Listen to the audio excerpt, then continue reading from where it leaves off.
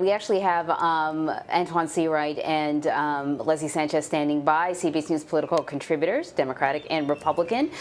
You guys joined us a little bit earlier today. I got to say, as I'm watching these images here, and to what Vlad said, and I think Caitlin Huey-Burns said earlier, these images are vital.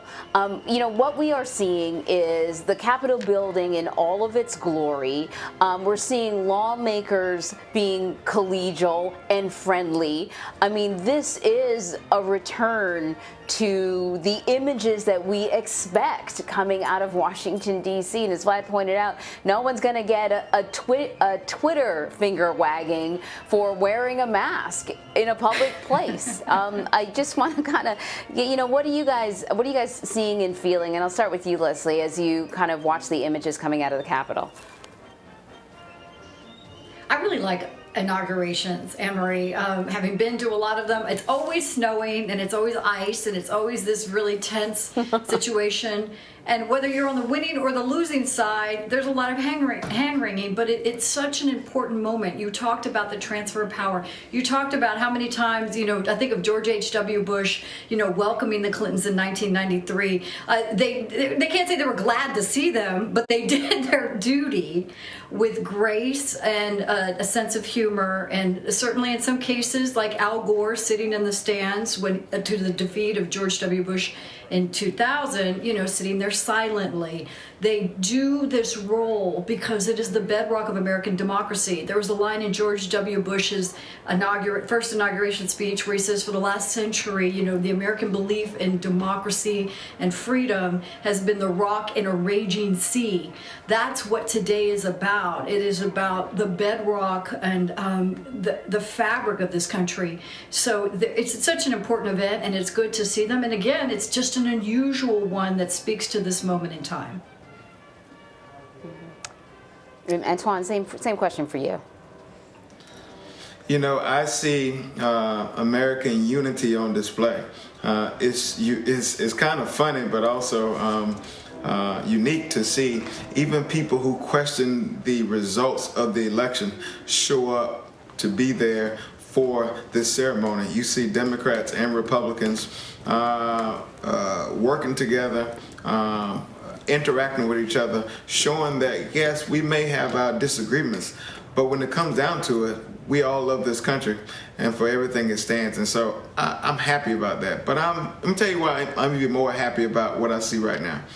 I see lawmakers and others who are set to watch the first black woman being sworn in as the President of the United States. That will be a powerful woman, and she will be sworn in by another history maker who is on the federal bench.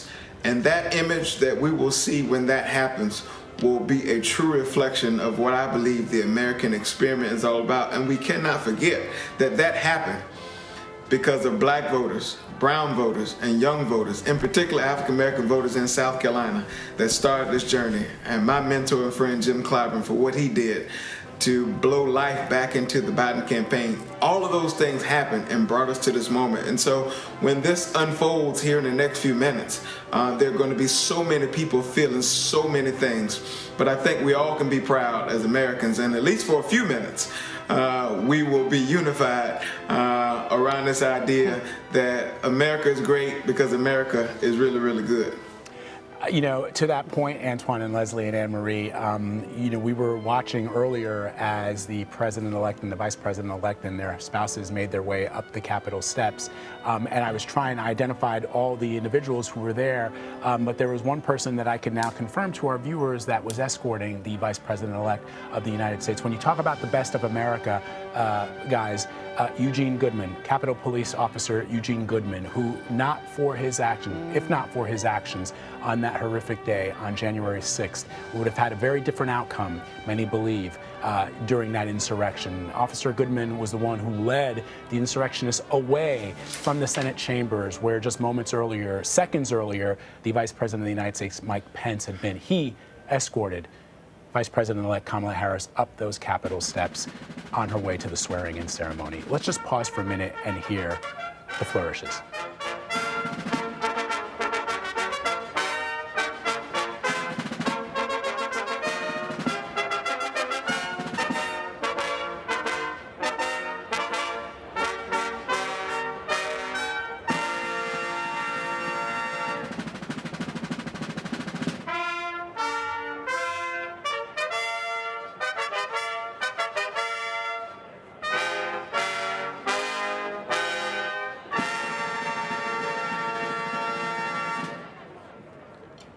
Ladies and gentlemen, former Vice President, the Honorable Dan Quayle.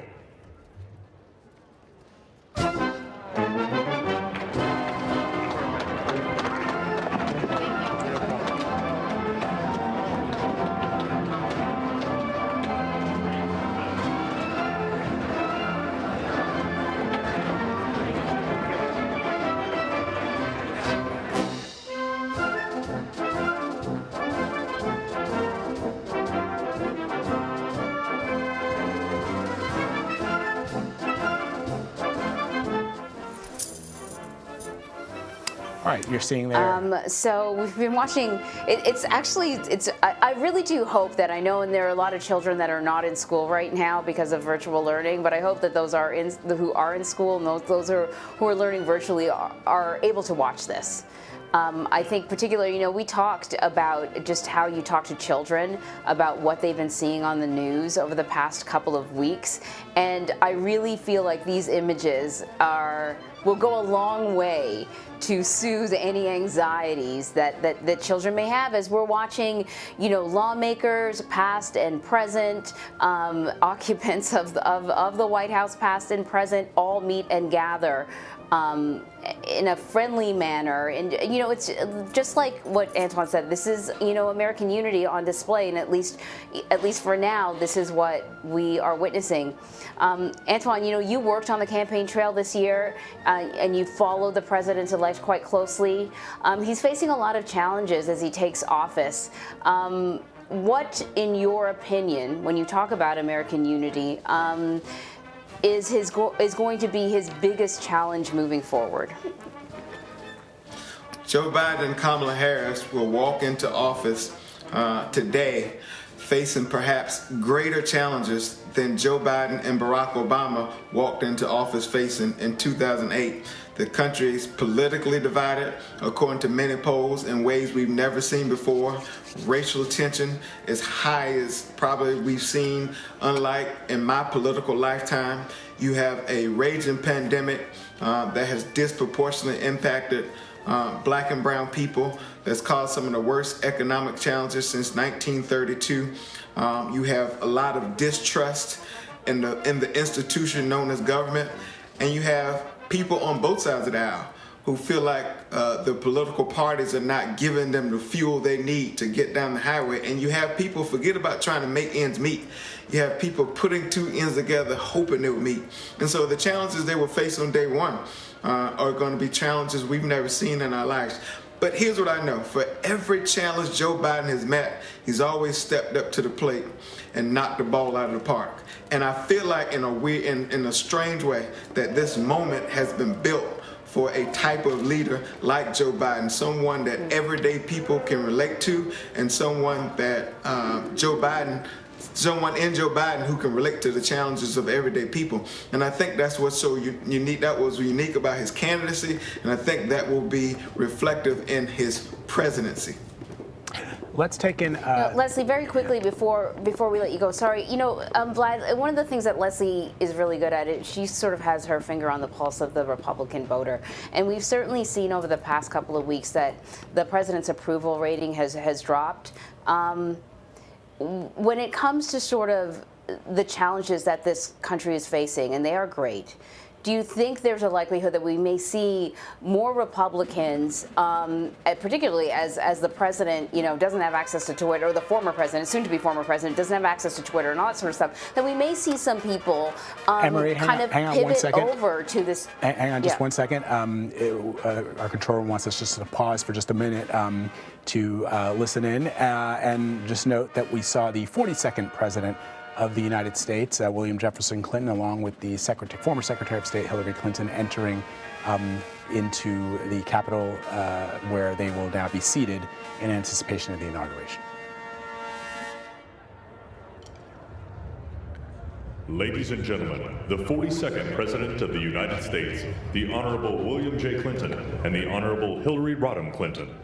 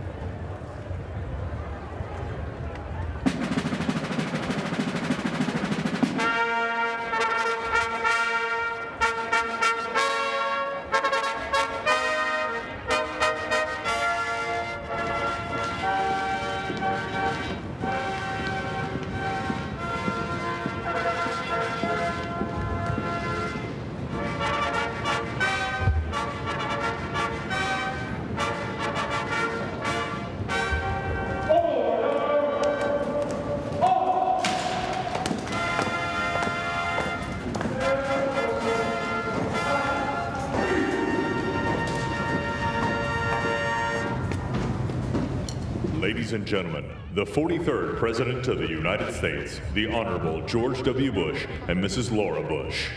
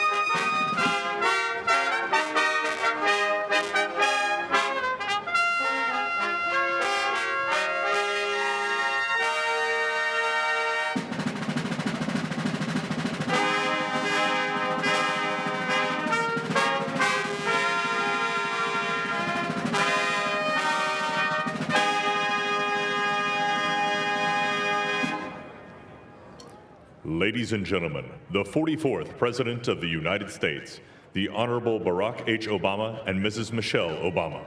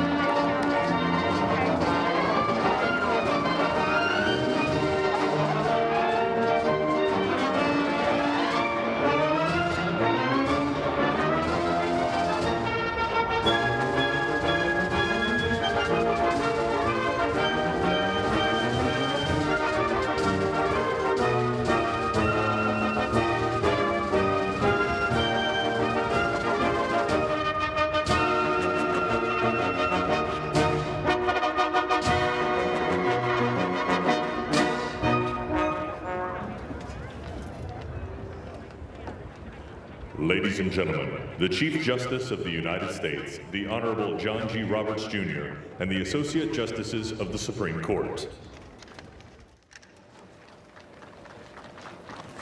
All right, we're watching as various dignitaries, lawmakers, former presidents, former first ladies, Supreme Court justices all sort of come in. I'll just squeeze this question in really quickly to Leslie, because I think that things are really going to start to progress with the ceremony here.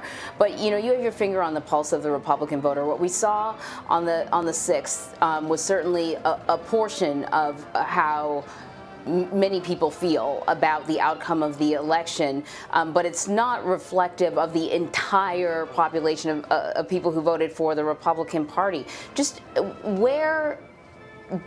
what would you say is sort of your average Republican voter? Where do they stand now as we move forward with this new administration?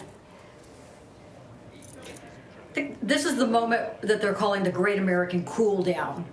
It's the post-Trump time to reflect on where the party's going to go. Where's the money going to go, Anne-Marie, in terms of who has the capacity to raise the dollars? What does leadership look like in the future? You hear these names like Nikki Haley needs to be the new head of the party, you know, and a variety of other names that come forward. But the challenge is going to be Trump does continue to have a very strong presence, and he will kind of reimagine himself in the future. So once things calm down, we're going to see who has the apparatus and the desire to step forward and wrangle to shape this new party as it stands. It was still, they will remind voters, an election that was very close. We're in a series of too close to call elections, and they feel they want to be heard and they want to be represented. And so this next 6 months, 8 months is going to be a really critical time for the new administration to heal those wounds. And certainly there's a lot of work to be done within the party.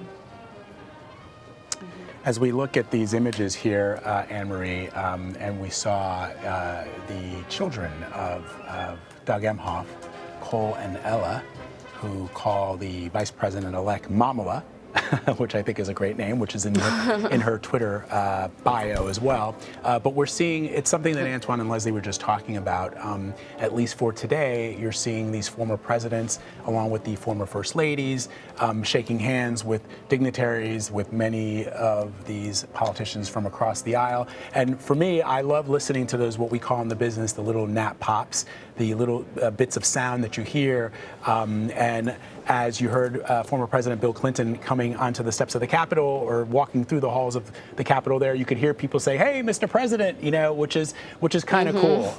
You know, there are people who work in that building, who work in Washington, who have worked there for many years, have seen administrations come and go. They're apolitical and have fond memories of being in and around an administration of years past. And so that is always sort of fascinating to me to see the greetings that they get as they make their way to their seats.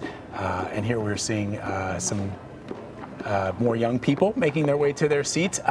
Just a really solemn occasion. And then you saw all of the former presidents sort of chin-wagging with each other. Again, it's sort of, I guess it's what you were saying, Antjuan, that after everything, after all the policy differences, after all of the things that we think are a battle for the very soul of this nation, at the end of the day, these are politicians, and they can reach across the aisle to be friendly with each other, to be helpful, to warmly greet them on a day like today, even if it means when you go back in the arena, you're just as tough as you were before this solemn occasion. But look, you see there President George W. Bush with Congressman James Clyburn, who, Antjuan, I know you know very, very well. They could not agree on perhaps many things, but today they can agree on this peaceful transfer of power and being friends as we take it all in.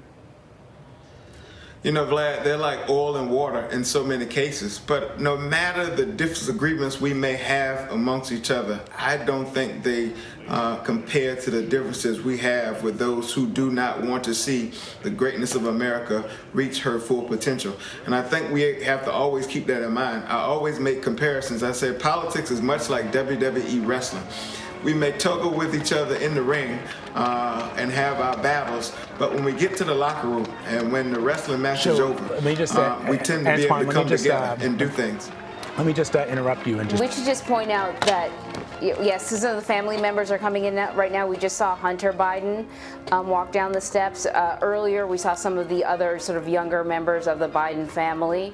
Not sure if Ashley Biden, his daughter, is sort of in that mix. It's hard to tell because everyone's wearing masks, which is a good thing.